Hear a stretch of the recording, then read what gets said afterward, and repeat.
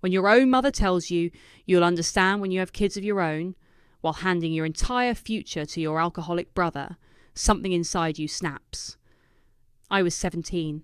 I had just gotten my acceptance letter to Northwestern, full ride for tuition, but not for housing or books. I'd been working 2 jobs since sophomore year, saving every dime. My college fund sat in a community credit union account under my name and theirs. I trusted them. Stupid. My name's Marley. And the day I found out my parents drained my college fund to pay for Zachary's 3rd DUI lawyer, everything I believed about family died. It was a Sunday. I came home from my shift at the diner, still wearing my apron, hair pulled back in a greasy ponytail. The house smelled like burnt coffee and desperation. They were sitting at the kitchen table, Mum, Dad, and Zachary, looking like a kicked puppy. "Sit down," Dad said. I didn't. "What happened?" Mum folded her hands like we were in church. "We had to make a decision." I looked at Zachary. His lip was split. His eyes were bloodshot. "What did you do?" He didn't answer. Mum did. "He made a mistake, a serious one, but he's getting help. He's going to turn it around." I crossed my arms. "What does that have to do with me?" Dad cleared his throat. "We used your savings to cover his legal fees." I laughed. I actually laughed. "You what?" "It was the only way," Mum said quickly. "You're smart, Marley. You'll get scholarships. You always land on your feet." My hands were shaking. "That money was mine. I earned it." "You're strong," Dad said, like it was a compliment. "You'll bounce back." Zachary mumbled, "I'm sorry." But he didn't look at me. He looked at the table. I turned and walked to my room, packed a duffel bag, grabbed my cash tips from under the mattress. I didn't cry. Not then. As I walked out the front door, Mum called after me. "You'll understand one day." I didn't look back. 10 years later, I'm sitting in my office on the 32nd floor of a downtown building staring at my phone. 3 missed calls from Mum. I haven't spoken to them in over a year, not since the awkward Christmas card with a photo of Zachary holding a baby I didn't know existed. The voicemail is short. Her voice is thin, like she's trying to sound casual but failing. "Marley, it's important. Please call us back." I don't. Not immediately. Instead, I stare at the city skyline, sipping cold coffee, wondering what disaster could possibly bring them back now. Jessica knocks on the door and peeks in. "You good?" I nod. "Yeah, just family stuff." She raises an eyebrow. "The family you don't talk to?" Apparently, they talk to me now. She walks in, drops a file on my desk. "Want me to block the number?" I smile. Tempting. But I don't block it. That night, I pour a glass of wine and listen to the voicemail again. Then I call. Mum answers on the first ring. "Marley," she breathes like I'm a ghost. "What's going on?" "It's your father. The house. She pauses. "We're in trouble." "Of course you are. Can we meet? Please, just talk." I agree. Not because I care. Because I need to see what 10 years of karma looks like on their faces. We meet at a cafe near the train station. Neutral ground. They look older, smaller. Mum's hair is grey now. Dad's wearing a suit that doesn't fit right. He stands when I approach, like we're strangers. "Marley," Mum says, reaching for my hand. I let her touch me, just long enough to be polite. We sit. "I'll get to the point," Dad says. "We're behind on the mortgage. The bank's moving fast. We've tried everything." I sip my coffee. "Why are you telling me this?" "We thought," Mom starts. "You're successful now. You've done so well. And this family," I say, cutting her off, "left me with nothing but student debt and a mattress on a friend's floor." She flinches. Dad clears his throat. "We thought maybe you could help, alone, just enough to catch up." I lean back. "Where's Zachary?" "He's doing better," Mum says quickly. "Sober, going to meetings. He's even leading one now." I raise an eyebrow. "Good for him." Dad tries to smile. "This house is our life's work. 30 years. We just need a little help." I stir my coffee slowly. "You should come over for dinner like old times." Mom looks surprised. "Really?" I nod. "Tomorrow night, 7. I'll cook." They both smile, relieved. I smile too, but mine isn't relief. It's the beginning of something else. I opened the door before they could knock. Mum was holding a pie. Dad had a bottle of red wine with a ribbon around the neck, like we were celebrating something. "Come in," I said, stepping aside. The house was spotless. Every surface gleamed. I'd spent hours making it perfect. Not for them, but for me. Control, presentation, power. "Oh, this is beautiful," Mum said, eyes sweeping the open floor plan, the high ceilings, the art on the walls. "It's home," I said, leading them to the dining room. The table was set for 3, white linen napkins. My grandmother's china, the set Mum once said was too nice to use for just us. They sat down slowly, like they weren't sure if they were allowed to. "I made your favourite," I said. "Pot roast, garlic mashed, green beans with almonds." Mum's eyes got glassy. "You remembered?" I smiled.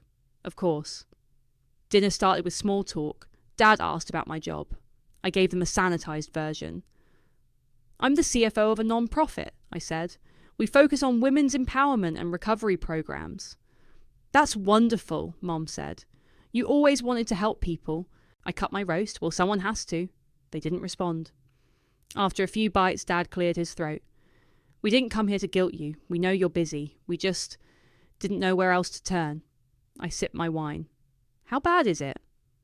"We're 2 months from foreclosure," he said. "The bank sent the notice.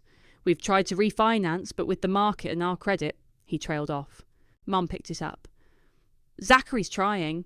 He really is. He's working part-time at a garage. He's clean. He's been clean for 14 months. "Good for him," I said, not looking up. "We just need time," Dad said. "A cushion. We pay you back." I laughed, short and sharp. "Like I paid you back for college?" Silence. Mom set her fork down. "We made a mistake. We thought we were doing what was best for the family." "No," I said. "You did what was best for Zachary. You always have." "He needed help," she said quietly. "So did I." Dad leaned forward. "We're not asking for sympathy. Just a chance. This house is our life. It's where you grew up." I looked at him. "You mean the house I left at 17 because you stole from me?" He said nothing. I stood, gathering plates. "I'll bring dessert." In the kitchen I took a moment, breathed, counted to 5. Then I returned with the pie, sliced perfectly, plated with whipped cream and a sprig of mint. Presentation mattered. I set the plates down. "I'll think about it." "I'll let you know tomorrow." Mum reached across the table, touched my hand. "Thank you, Marley." "You don't know what this means." I smiled. "Actually, I do." They left an hour later, full and hopeful. I locked the door behind them, leaned against it and exhaled. They had no idea. Because while they were eating pot roast and reminiscing about Christmas mornings, I had already wired $500,000 that morning. Not to them, but to someone else entirely. And they were going to find out exactly what that meant. I pulled the old cardboard box from the back of my closet, the one I hadn't touched since I moved into this house. Dust coated the top, like a thin layer of ash. My fingers hesitated on the lid before I peeled it open. Inside, journals, receipts, a flash drive, a photo of me and Zachary when we were kids, before everything turned, before he started lying, before I started locking my bedroom door. I tossed the photo aside and dug deeper. The journals were filled with cramped handwriting, pages of teenage rage and heartbreak. I flipped through one, stopping on a page dated 2 weeks after I left home. They didn't even call. Not once. Like I just disappeared. Like I was never real to them. I closed it and shoved it back in the box. "Marley?" Jessica's voice echoed from the hall. "You decent?" "Yeah, come in." She stepped into the room, holding 2 coffees. "You look like you're digging up bodies." "Just ghosts," I said, taking one of the cups. She glanced at the mess on the floor. "Old journals?" "Old everything." She sat on the edge of the bed. "You sure you want to do this?" "They came to me," I said. "I didn't go looking." "I know, but revenge isn't healing. It's just a different kind of fire." I met her eyes. Sometimes fire is the only thing that clears the land. She didn't argue, just handed me a small black hard drive. "You left this in your desk. Thought you might want it." I took it, heart skipping. I'd forgotten all about that thing. "Thanks." She stood. "Just don't lose yourself in this. You've built a life. Don't let them drag you back." "They won't," I said. After she left, I plugged the hard drive into my laptop. Most of the files were junk. Old resumes, tax records, scanned receipts. Then I saw the folder. Security footage. 2013. My breath caught. I clicked it open. There were 5 clips, all from the week after Zachary's 3rd arrest. I clicked the one labelled Kitchen, March 18th. The screen flickered, then showed the grainy image of our old kitchen. Mum and Dad were sitting at the table. Zachary stood near the counter, pacing. "She's going to lose it," he said. "She'll get over it," Mum replied, stirring her tea. Dad grunted. "She's Marley. She always bounces back." Then they laughed. That laugh. I hadn't heard it in years, but it hit me like a slap. Casual, dismissive, like I was just a side character in their drama. I closed the laptop slowly, my hands ice cold. They hadn't just chosen Zachary. They'd mocked me for caring. The next morning I called Cruz. He answered on the second ring. "Hey, everything okay?" "Yeah, just wanted to confirm the paperwork's ready." "All signed, sealed, and waiting for your green light. And the centre. Construction's done. They're moving in next week. You sure you want the announcement tied to your family name?" "Absolutely." He paused. "You're really doing this?" "They asked me for help," I said. "I'm helping." I heard the smile in his voice. "You always did have a flair for poetic justice. Just make sure they don't see it coming." Later that afternoon, I was back in my kitchen, wiping down the counters, when my phone buzzed. Zachary. I stared at the screen. I hadn't heard his voice in years. I answered. "Hello?" "Hey," he said, like we were old friends. "I heard you're saving the house. Thank you." I didn't say anything. "I always knew you didn't mean what you said, that you'd come around." "What exactly did I say, Zach?" He paused. "You said you hoped I'd hit rock bottom, that you were done with me." "I meant every word." Silence. Then, "Well, people change." "Some do," I said. "Some just get better at pretending." He laughed awkwardly. "Okay. Look, I'm just glad you're helping Mum and Dad. They were really scared." "They should be." He didn't respond. "I'll see you soon," I added and hung up. I stood there for a long time, staring at the phone in my hand. Tomorrow they'd come back expecting salvation. Instead, they'd get the truth, wrapped in ribbon, served with pie, and I'd be waiting. The doorbell rang at exactly 6:58 p.m. I took one last look at the table, steamed vegetables, rosemary chicken, fresh rolls, and a bottle of wine breathing beside 3 glasses. Everything was deliberate. Everything was perfect. I opened the door. Mum smiled like we were on a sitcom. "Smells amazing." Dad gave a polite nod. "Even better than last night." They stepped inside, dressed nicer this time. Mum wore pearls, Dad had shaved. They looked like they were preparing for an interview. "Make yourselves comfortable," I said, leading them to the dining room. "Twice in 1 week," Mum said as she sat down. "Feels like old times." I smiled. Almost. We ate in silence for a few minutes. The clink of silverware echoed in the room. I didn't rush the moment. I wanted them to feel the calm, the comfort, the illusion. "So," I said finally, "tell me more about Zachary." Mum perked up. "He's doing well, really well. He's leading a Tuesday night group at the church now, and he's seeing someone, a nice girl, works at the hospital." Dad added, "He's been clean for over a year. We're proud of him." I nodded. "That's good. He always had charm, just needed direction." Mom beamed. "Exactly. He's finally becoming the man we always knew he could be." I sipped my wine. "And the house? You said the bank gave you a final deadline?" "End of the month," Dad said. "We've got maybe 3 weeks before it's gone." I leaned back in my chair. "And you think saving it will help him stay on track?" "We know it will," Mom said. "He needs stability. A place to come home to." I tilted my head. "What about me?" They both looked confused. "What do you mean?" Dad asked.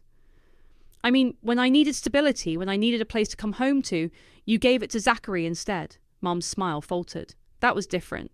I put my fork down. "How?" She glanced at Dad, then back at me. "You were always strong, Marley. You always figured things out." I stood and began clearing the plates. "Funny how that strength only mattered when it made your lives easier." They didn't respond. I brought out dessert, lemon bars, Mum's favourite. She smiled again, cautiously. "Thank you for this," she said. "Really, it means more than you know."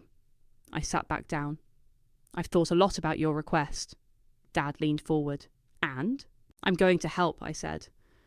Mum exhaled like she'd been holding her breath for days. Oh, thank God. But I need one more night to finalise everything, I added. There are some logistics. Of course, Dad said quickly. Whatever you need. They stood to leave, hugging me like I was some long-lost daughter returned from the war. I let them. I even smiled. After they were gone, I walked to my office and opened the safe. Inside was the deed, signed, notarized, already transferred, not to them, to someone else entirely. I stared at it for a moment, then slid it back into the folder. They had no idea what was coming, and that was the best part. The first time I saw the for sale sign in front of my childhood home, I was parked across the street in Cruz's car, pretending not to care. Place has good bones, he said, tapping the steering wheel. Shame they let it rot. I didn't answer. I was too busy staring at the cracked driveway, the gutter hanging loose, the dead azaleas Mum used to baby like they were royalty. You sure you want to do this? Cruz asked, turning to me. Positive. He nodded. The bank's ready to offload. It's been sitting in pre-foreclosure for months. You'll get it for a steal. I'm not here for a deal, he smirked. Didn't think so. We walked through the house together. The same wallpaper in the hallway, the same squeaky stair on the landing. I touched the banister like it might still remember me. Cruz stayed quiet as I moved from room to room. The kitchen smelled like mildew. The fridge was unplugged. In the living room, the carpet was stained and stiff. This place is falling apart, I said. Yeah, he said, but nothing a little money can't fix. I looked at him. That's the point. The sale closed in 3 weeks. I wired the money directly from the non-profit's discretionary fund. A legal, board-approved donation to a new women's recovery centre we'd been planning for months. The location just happened to be my old home. Cruz handled the paperwork. I handled everything else. By the time my parents came begging, the deed had already been transferred. The permits were in. Construction had started. The centre would open in 6 weeks. I'd named it the Whitfield Women's Resilience Centre, after my grandmother. The only woman in my family who ever taught me strength meant more than silence. Back in the present, I stood in the dining room, double-checking the documents I'd laid out for tomorrow's closing brunch. The contracts were clean. The donation certificate was framed. The fine print was delicious. The doorbell rang. Zachary. I opened the door slowly. Hey, he said, grinning like nothing had happened. You look good. Didn't expect to see you, he shrugged. Mom told me you were helping. Figured I'd say thanks in person. Come in. He stepped inside, looking around like he was casing the place. Nice. Real nice. Glad you think so. He turned to me. Look, I know we've had our issues, but I'm clean now. I'm working. I'm trying. I crossed my arms. Trying what? To be better. To fix things. I raised an eyebrow. You think this fixes things? He hesitated. It's a start. I walked into the kitchen and poured myself a glass of water. You know, I used to think forgiveness was the goal. And now? Now I think clarity is. He leaned against the counter. You're still mad. No, I said. Mad was 10 years ago. This is something else. He looked at me confused. So why are you helping them? I smiled. Because they asked. He laughed, awkward. You always were the good one. I walked him to the door. We'll see. As he left, he looked over his shoulder. I'm glad you didn't mean what you said back then. I meant every word, Zachary. The smile dropped from his face. I closed the door. Tomorrow they'd sit at my table again. And this time I'd be serving the truth. The smell of cinnamon rolls filled the house. I'd baked them myself, used Mom's old recipe. The one she swore only worked if you folded the dough with love. I folded it with surgical precision. By 10:45 a.m. the table was set. Fresh fruit, eggs, bacon, the works. A bright white folder sat at each place setting, tied with a gold ribbon. The framed donation certificate rested on the sideboard, angled just so. At 11:01, the doorbell rang. I opened it to find all three of them, Mum, Dad, and Zachary, coordinated smiles, matching hope. Smells amazing, Mum said, stepping in. Brunch is sacred, I replied, leading them to the dining room. They took their seats. Zachary reached for a roll before anyone else. Some things never change. I can't believe you did all this, Mum said, eyes misting. Let's eat first, I said, pouring orange juice. Then we'll talk business. They didn't need convincing. Plates filled, conversations bubbled. Zachary talked about his recovery group. Dad mentioned a new part-time consulting gig. Mum asked if I'd thought about dating again. I smiled through it all, nodded, laughed in the right places. Then I stood. I want to show you something before we sign anything. They looked up, forks mid-air. I walked over to the sideboard and picked up the remote, pressed play. The screen above the fireplace flickered to life. Grainy footage. Our old kitchen. March 18th, 2013. Mum and Dad at the table, Zachary pacing. She'll get over it, Mum said on the screen. Dad's voice followed. She's Marley. She always bounces back. Laughter. Real. Sharp. Cruel. I glanced at them. Mum's face drained of colour. Dad went still. Zachary stopped chewing. What is this? Mum whispered. You don't remember? I asked. That was the day you told me my future didn't matter. Zachary stood. Why would you show us this? Because you came to me asking for help, I said, and I wanted you to remember who you were when I needed you. Mum's hands trembled. We didn't mean it like that. You meant it exactly like that. Dad cleared his throat. People say things when they're under pressure. You stole from me, I said, and then you laughed about it. Silence. I walked back to the table and slid the folders toward them. Go ahead, open them. They did. Each one contained a copy of the deed, the new ownership, the donation certificate, the fine print.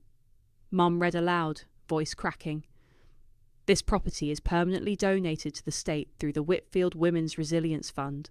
Her eyes lifted. You gave it away? I didn't give it away, I said. I gave it purpose. Dad stared at the paper like it might catch fire. You bought the house? Months ago. Zachary's voice rose. You tricked us. No, I said calmly. You assumed. I never promised you anything. Mum stood, hands clenched. This isn't what family does. I stepped closer. Then maybe you were never family. She swayed slightly, reached for the chair. Mum? Zachary reached out. She sat down hard, breathing shallow. Dad knelt beside her. Maureen, breathe. Just breathe. I didn't move. Zachary looked up at me, eyes wide. What the hell is wrong with you? I met his gaze. I stopped letting you win. I turned off the screen and picked up the donation certificate. Brunch is over, I said. You can see yourselves out. Dad helped Mum into the chair, his hand pressed gently against her back. She was pale, lips tight, breathing shallow but steady. Zachary hovered behind them, fists clenched like he was waiting for a reason to explode. I stood by the table, arms crossed, watching. She needs water, Dad said sharply. I walked to the kitchen, filled a glass, and handed it to him without a word. He took it, barely looking at me. Mum sipped slowly, her hands trembling. You didn't have to do this, Zachary said, his voice low and shaking. You could have just said no. I turned to him. You think this is about a house? He stepped forward. It's our home. No, I said. It was my prison. You're punishing us. I didn't flinch. I'm holding you accountable. Dad stood up, his face red. We made one mistake. One mistake? I laughed. You made a choice. Over and over. You chose him. You chose silence. You chose to let me go without looking back. Mum finally spoke, voice barely above a whisper. We thought you'd be okay. I knelt beside her. I am okay, because I stopped needing you. She blinked hard, tears finally falling. We didn't know how to fix it. You didn't try. I walked to the sideboard and picked up the framed certificate, held it up. This, I said, is a $500,000 donation in your names to the Whitfield Women's Resilience Centre, a recovery home, a place for women like Zachary's victims, like the ones you never saw. Zachary scoffed. You think you're better than us? No, I said. I think I survived you. He looked at Mom, then Dad, then back at me. You think this makes you strong? It makes me free. Dad stepped forward, voice tight. You're burning down your own family. No, I said. I'm building something new, something honest. He stared at me for a long time, then turned to Mom. We're leaving. She stood slowly, still shaky, but upright. Zachary opened the door. As they stepped outside, Mum turned back. I hope one day you understand what you've done. I met her eyes. I do. She nodded once, then walked out. The door closed behind them, and for the first time in years, the house was quiet. No lies, no begging, just silence. And somewhere in that silence, I finally exhaled. The front porch looked different now. Fresh paint, new railing, a welcome mat that read, "You belong here." I stepped up slowly, the gravel crunching under my heels. The house didn't smell like mildew anymore. It smelled like lavender and coffee. Inside, women sat around a long table laughing softly, notebooks open in front of them. One of them looked up and smiled. "Can I help you?" "I'm here to see Lacey," I said. She nodded. "She's in the back. Want me to grab her?" "Please." I waited by the entryway, eyes drifting to the framed mission statement on the wall. Whitfield Women's Resilience Centre. A safe place to start again. Footsteps padded down the hall. Lacey appeared, hair tied up, sleeves rolled to her elbows, a clipboard in one hand. She lit up when she saw me. "Marley, you came." I said I would. She hugged me before I could stop her. It wasn't awkward. It wasn't forced. It was real. "I wanted to show you something," she said, motioning me toward the kitchen. We walked past a group of women painting a mural on the living room wall. Flowers, birds, women holding hands. In the kitchen, Lacey pulled a folder from the counter and opened it. "We've got 10 women enrolled. 3 are already applying for jobs. 1 got her kids back last week." "That's incredible," I said. She smiled. "They're doing the work. We're just giving them the space." She paused, then looked at me. "I heard what you did.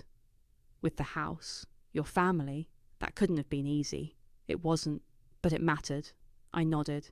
"That's why I came. I needed to see it. Not just on paper." Lacey leaned against the counter. "You know, some of the women here, their families gave up on them. Some never had families to begin with. I know the feeling. But now they have us, and they have you, whether they know it or not." I looked around. The kitchen had been gutted and redone. The window above the sink still looked out to the backyard, where Zachary once broke his arm falling off the swing set. Now, that swing set was gone, replaced with a garden, rows of tomatoes, herbs and flowers. "I used to think revenge would fix everything," I said. Lacey tilted her head. "Did it?" "No," I said, "but it cleared the space for something better." We walked outside. The sun was high, warm on our faces. A banner hung across the back fence. "New beginnings start here." Jessica stood near the gate, waving me over. "You ready?" she asked. "Yeah." We walked to the car together. "Closure?" she asked. I shook my head. "Not closure, just silence where the noise used to be." She smiled. "That's something." I looked back one last time. The house wasn't mine anymore, and for the first time, I was glad. I got in the car and drove away. No rear view regrets, just the road ahead.